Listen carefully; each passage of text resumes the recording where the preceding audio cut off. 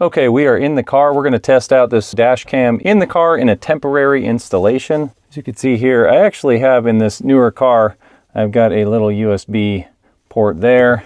The sun is a little harsh today, but it is out of your vision. I like how you can tuck it up there. It's fairly small, so stays out of the way of your vision. I've just got a temporary cable running to the back there, and you can see the camera on the back window. So we're going to test this out in broad daylight and then dusk and dark, kind of see how this performs. I'm going to set it to 4K 60 because I want to see how well this picks up license plates. That's really kind of the main request that I see on the channel. So let's check the boot up time.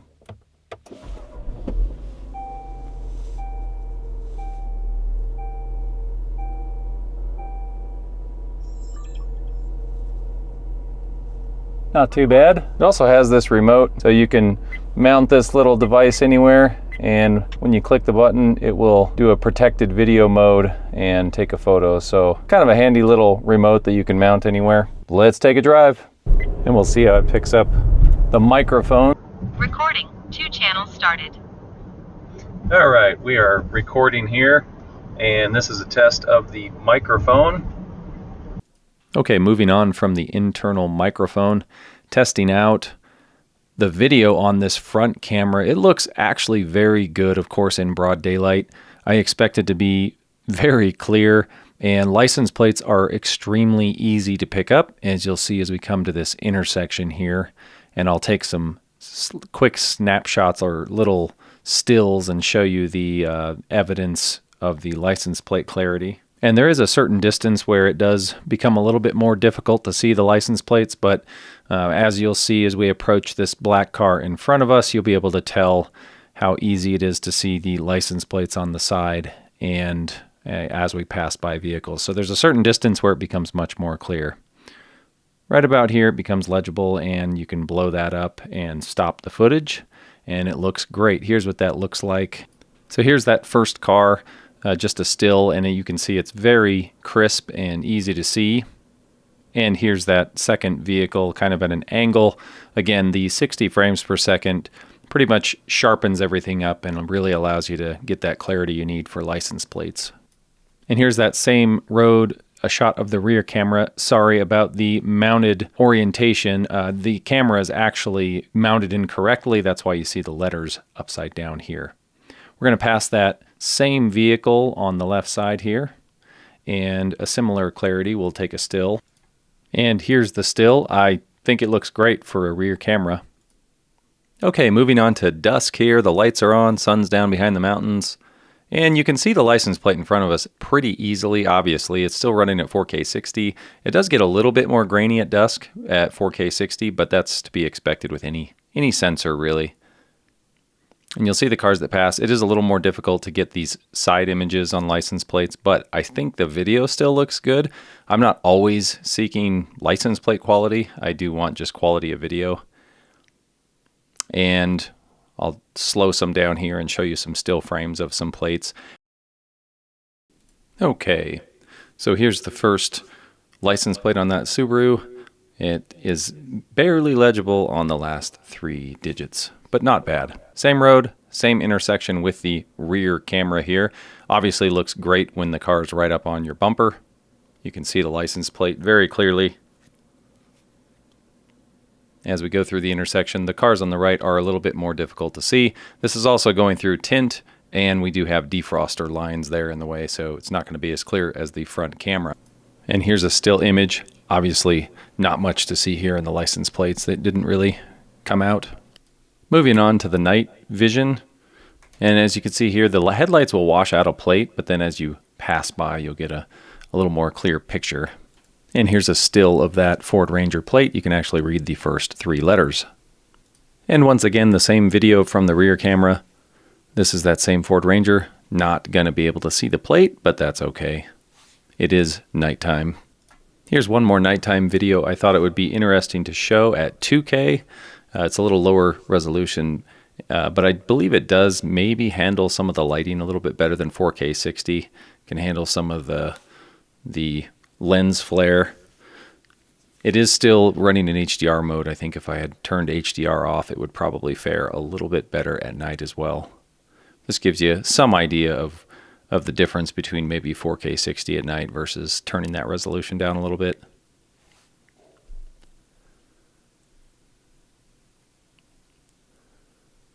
In the box, you get the main camera, the rear camera. They also sent this nice Bluetooth wireless remote control, as well as the USB-C data cable. And in addition to that, they also sent the high endurance SD card, 64 gigabyte. So starting on the side here, we've got the rear camera, and then this is the data cable for the rear camera. It's actually a very small, thin cable, which is sort of nice when you have to route these under trim.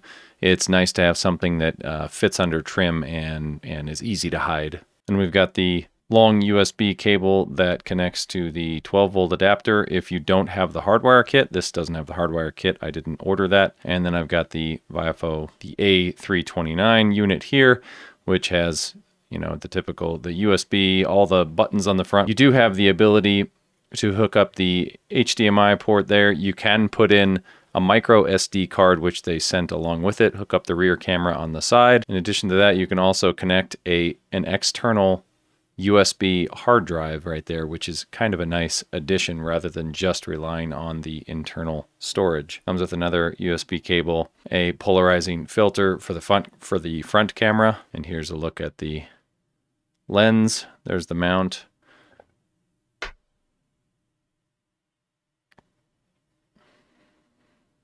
And then you have your user manual, your plastic tool, and some more mounting and miscellaneous items. So what do I think of this camera? I actually like it quite a bit. I really like the 4K 60 frames per second. I think that makes a big difference when you're really trying to identify like a license plate or just details in general.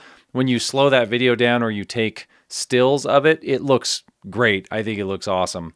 Both cameras, so the rear camera was 2K, the front camera was 4K. And I do like that you can separate out a separate storage with the SSD. So if you have a really large SSD external storage you want to use, you can do that as well as the internal SSD. I do like the audible notifications. So anytime you press the little remote button, it tells you that it's capturing something or protecting the video on it.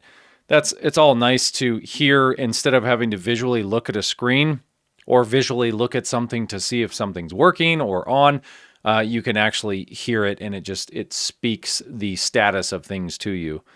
I like the microphone. It was good enough for having a purpose of a microphone on a dash cam. It's plenty good. So would I recommend it? Yes. I think the only downside, it's not just this dash camera, it's most dash cameras nowadays. They are becoming very expensive, but they're actually very feature rich. It does take a lot of R&D to make something like this. This company's been around for a long time.